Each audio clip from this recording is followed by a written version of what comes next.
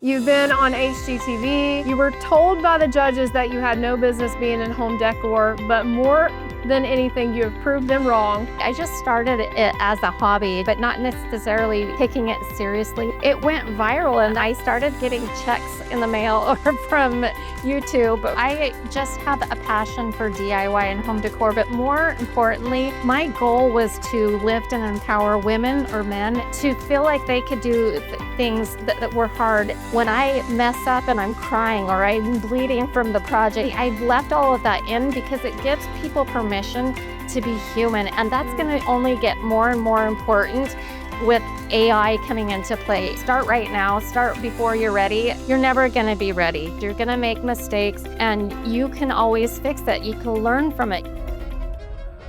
Welcome to the Grit Blueprint Podcast. I'm your host, Stephanie Couch. This is the spot where leaders talk about the stories, strategies, and systems that win in the building industry. We unpack how leaders and brands build their reputations and become unmistakable. I'm going to do your intro, and then we were going to get into some amazing things. This woman and I met last year at this show, and we became fast friends. You started posting DIY videos from your home in 2011, and you would move furniture around the room as a little girl to just see what was possible. So this started very early. You've been on HGTV. You were told by the judges that you had no business being in home decor, but more than anything, you have proved them wrong. And I'm sure they probably see your YouTube channel and think, well, I guess we missed that one. Today, you have over 500,000 subscribers on your YouTube channels, Designed to the Nines and Aleah DIY.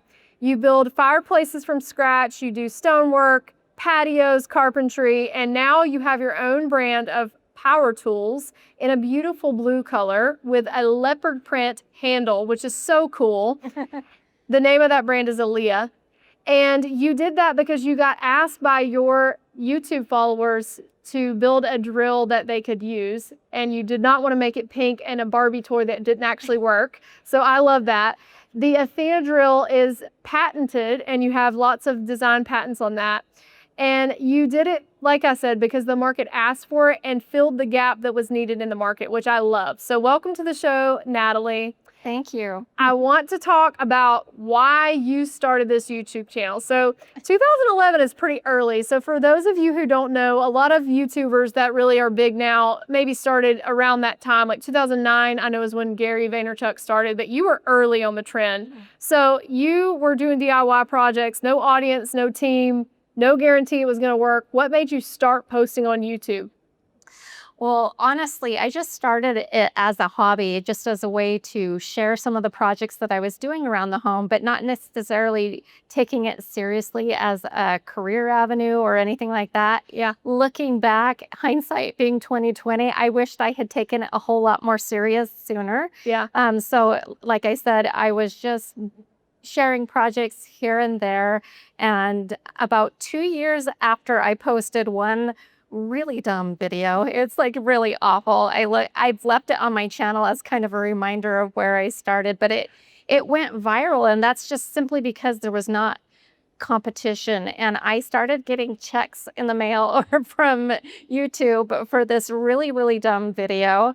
And I was like, that's kind of interesting. So I kind of stored that in the back of my mind, but I never really thought that it could be an actual career that could lead to so many other things. Mm-hmm. And so I had children at home, and I was kind of being like a stay-at-home mom at the time.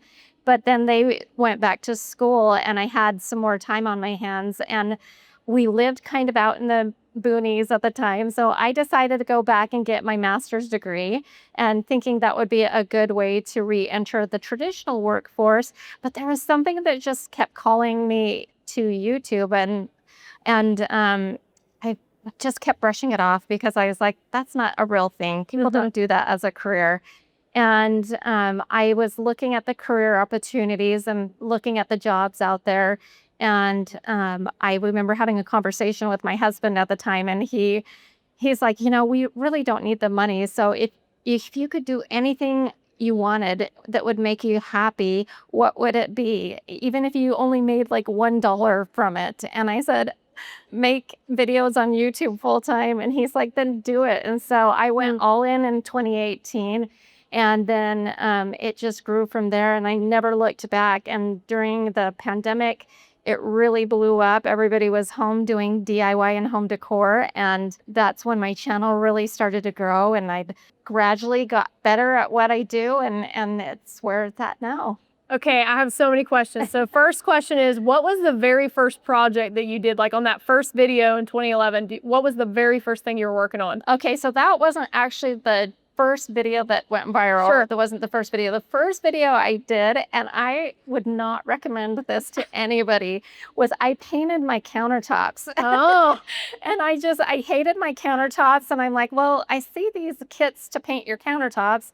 Let's try it out. And I've tried this out so many different ways. It's never a good long-term solution. So I don't recommend that to anybody, but that was my first project. Okay, and then what was the viral video? What was the project on that one? It was so numb. It was on how to avoid sanding your cabinets. And basically, I didn't really go through the process of actually painting. I just said, basically, if you can strip the finish off with like a vinegar solution, then you can paint your cabinets. And wow, that was very silly. It was about 2 minutes and 53 seconds, but it got over 1 million views and I made $4,500 from it. And that's where I was like, Wow.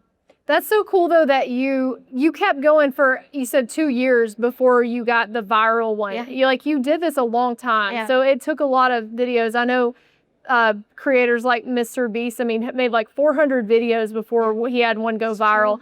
I think that's something that, for people out there that are thinking about building a brand or creating content, I would just say, it is probably going to take you a long time before anyone cares. Yeah. And you have to be really patient. Yeah. What kept you going, just your love of it, it sounds like, was like, I'm going to keep doing this because of that?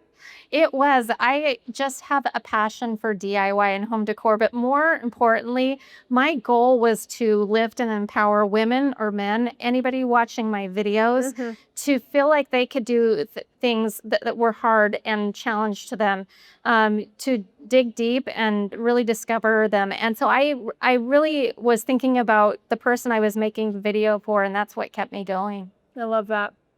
All right, well, this thing's exploded now. So 500,000 followers, like that is a lot. Tell me a little bit about kind of what, a lot of things have changed since then, I'm sure, like 2011 to 2026 on YouTube, just in general. We were talking earlier about how everything's different, but what stayed the same in what you're doing, and then what has rapidly changed? Okay, the only thing constant about YouTube is it's constantly changing. And just when you think that you've got something figured out, you've got to go and relearn it. And so that is what's, right now, shorts is what is being promoted, but there's not a lot of money in shorts unless you're like pushing a product maybe. The money is actually in long form content, but it's a little bit more difficult to get placement in that because YouTube is pushing shorts. And so that is just something that the industry is trying. That actually happened like 6 months ago. They were kind of gradually bringing it in, but they went really heavy on the short content in about August of last year. So there's even big creators trying to figure that out. But what stayed the same for me is my personal mission, which is to lift and inspire individuals to do things that they didn't think is possible, and being authentic. That is the most important thing to me, is to be authentic. In a world of Pinterest and Instagram where everything is perfect and nothing's out of place, I have made a concerted effort to leave in all of the mistakes that I'm making, that when I mess up and I'm crying or I'm bleeding from the project, I've left all of that in because it gives people permission to be human. And that's going to only get more and more important with AI coming into play. Everything's becoming more artificial and fake. And I think that we need to be authentic and bring humanity into it, so that people feel a connection. They feel like they can be imperfect and that it's okay, because if you mess up, there's a way to always fix it. And that's something that I found is, like, even when I'm doing these big projects, there's almost always a way to fix it. And that's like a really big life lesson, is there's always a way to turn it around, and I think being truly authentic is important. So that's what's stayed the same for me. That's good. Can I get a round of applause for that? That was really good. I love that because it is so true. And for someone, I grew up in a hardware store and a lumber yard. I've been selling building materials my whole life. But there's been some moments in mine and my husband's marriage where we've done some DIY projects, and it's like, what the heck are we doing? We don't know how to do this. We can't afford to pay a professional, and we're half into this project now, and we don't know what. We did a tile project one time that, God, we sold the house, and it was like, Lord, please just let this thing pass inspection because it shouldn't. Yeah. And it wasn't like anything wrong, but it just looked bad. And I think there's so much to that. It's like, you are not perfect because no one is. And especially when you've never done something before, you don't really know how it's going to turn out. So I love that you're leaving that in. And I do agree. If, you're sharing your story, don't try to act like it's all perfect. We're building a business. It's hard. I talk about how hard it is. I know you're talking about all of the things you've been through. People want to see humans. They don't want to see perfect robots because that's not real. And like you said, with AI, I truly believe that is going to be the biggest reason why people stand out in business or on YouTube or wherever you are, is because you're a real person, not AI. Absolutely. I think it's just growing more and more important.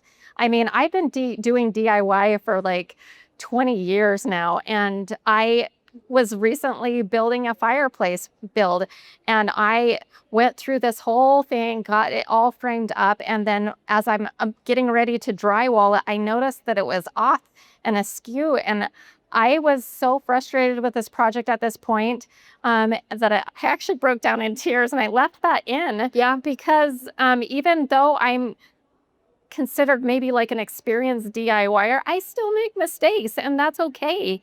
And we learn from our mistakes. And so I think that is just really important to not always put on this facade of perfection, because it makes other people feel like they're not good enough. And that's not what I'm trying to do.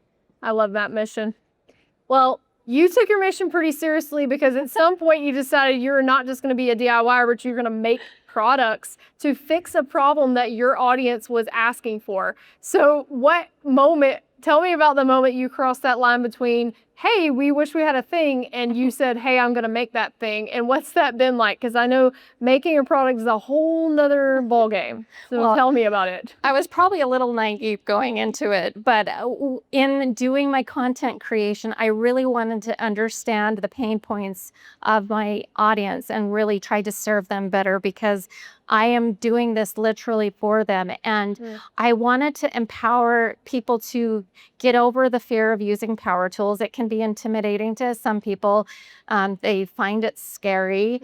And I wanted to demystify that. So I really started to promote, I was doing DIY, so I was using a lot of power tools anyways. And I just kept looking in the comments, and I saw so many, like, comment after comment after comment of women particularly saying the tools are too big, they're too heavy, they're ugly, they were not made for me, I'm not good enough, my husband won't let me, he thinks I'm gonna hurt myself, just like all of these comments. And I got thinking about it, and I'm like, you know what? They are absolutely right. And then I did a little research, and I found out that 31% of all tool sales are made directly by women. And that's a $12 billion industry. Yet no brand has really truly made a tool line for women. Now you can find what I call the pink washed tools, Barbie dream house tools. I actually call them toys, because they are basically very stripped down, weak tools that you're not even going to be able to screw into like wood. It's not going to do you any good. And then all the other tools, they're made for big hands. And I even found out that a lot of tool companies add weights into their tools to make it feel like a lot more sturdy for the men. And I'm like, they are not catering to this huge market of people who are really embracing DIY. You go to Instagram, you go to YouTube, there is so many female DIYers now. And there's not anybody truly catering. Now, Ryobi, they are probably the biggest go-to brand, but those are heavy. Their batteries are ginormous, and getting those batteries even out is hard for small hands. And so I was like, okay, I got to do it. I got to do this thing. And I was so naive to what I was getting into, and it was probably good, but I am so glad. And now I've created a line that is aesthetically beautiful, but more importantly, they're powerful. The handles are a little bit smaller. Like on our drill, the trigger throw is like closer together, so I'm not having to use the tip of my finger to pull the trigger. And I am really keeping women in mind. So we've designed the bags to be beautiful, look more like a purse. The packaging feels like you're getting an expensive purse, but when you open it up, it's a beautifully designed power tool that still has all of the oomph of like the good man tools, but are designed specifically for women. Now we're just kind of in our infancy, so we're still working on more tools. But yeah, that is my goal and my vision, is to really uplift and empower women to do this, because they can totally do it. You're incredible. Tell me, if someone's listening, they want to know about where you can get this tool and what, everything in the market is talking about. Maybe they want to sell it, more of them. What's the website? So I was lucky enough and able to secure the website Aleah.com, which is a 5-letter.com, which was amazing. And that's ALEAH.com. And Aleah is such a cool name. It has such a cool meaning behind it. It's Hebrew, and it means to rise or to rise up in power. And that is our mission, and our goal is to help women rise up, dig deep, discover their inner power, and to do these amazing hard projects and see how amazing they are. And so, yeah, Aleah.com is our website. So I love that. And I want one. I'm going to get one. I also have a new project going with our studio we're finishing out. And I feel that little bit of fear. We got some stuff donated. I'm like, we have to install this now. And what if I do a video and look like an idiot installing this? But, I thought the same thing. I'm like, I'm just going to show that it just is what it is. I've never done this before, and I'm going to watch the YouTube video, and if I don't do it right, we'll uninstall it and reinstall it. That's the worst that can happen. Right. There's always a solution. Yeah, for sure. Well, I want to talk a little bit about your slogan. So you end every video a certain way. So tell me how you end the videos, what you say, and why you say it. So for years and years, I used to say, you are more powerful than you know. And I have recently, in like the past year, condensed that a little bit tighter to just say, you are powerful. Because what I really am trying to do is, my passion is DIY and home decor, but my goal isn't necessarily to teach them DIY and home decor. I want them to discover what their love is, their passion. That might be running, that might be baking, that might be gardening, which I am terrible at. But I want them to dig within them and realize their inner power, what they were born to do, and to seize that and discover their power and use that and just embrace it. And so that's why I do that, is as a reminder that everybody has something that they can really shine at. And they just have to get brave and find their power and their voice and just embrace it. Beautiful. Last question. You've done amazing things, and I know you're going to do even more in the future. For the woman who is standing on the edge right now, deciding whether they should go do their big dream or go after the thing that they're not sure, maybe their family or their people that they know said, like, that's not a real job, or whatever it is that they said to you, what would you say to her now? Just do it. Like what you were saying earlier about start right now, start before you're ready. You're never going to be ready. You just have to start doing it. You're going to fall down. You're going to skin your knees. You're going to make mistakes, and you can always fix it. You can learn from it. You stand up, brush yourself off, straighten your shirt out. But while you're doing it, I think that it's also equally important, we as women particularly, I've read my comment section. People can be very vicious and judgmental and mean. You need to have resilience and just know that it doesn't matter what they think. They probably had a bad day. We don't know what's going on in their life, and all you can control is yourself. So just seize the moment, get brave, find your inner power, and do it. Particularly women, we were born to create. We have it within us, and I think there's a desire in every person, but particularly women, we have this innate desire to create something that didn't exist before, and just go ahead and embrace that. And if you mess up, learn from it, move forward, and just go for it. And like, I'm still in the thick of it, and until I'm still learning a ton of lessons, and I'm still like moving forward, and I've learned so much in this process, but I'm so glad that I went in a little naive, and I'm learning, and we're just going to continue on. Beautiful. Well, congratulations on all your success. And I know you're going to be very successful in the future because you're so resilient. And I do think that is the best thing in a human, is if you can just keep going, no matter what, you're basically unstoppable. Yeah. So You are powerful. I You love are that. so powerful.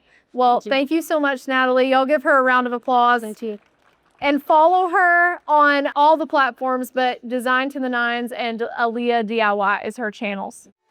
Thank you for listening to the Grit Blueprint podcast. If this episode helped you think a little differently about how to show up, share it with someone in your building world who needs it.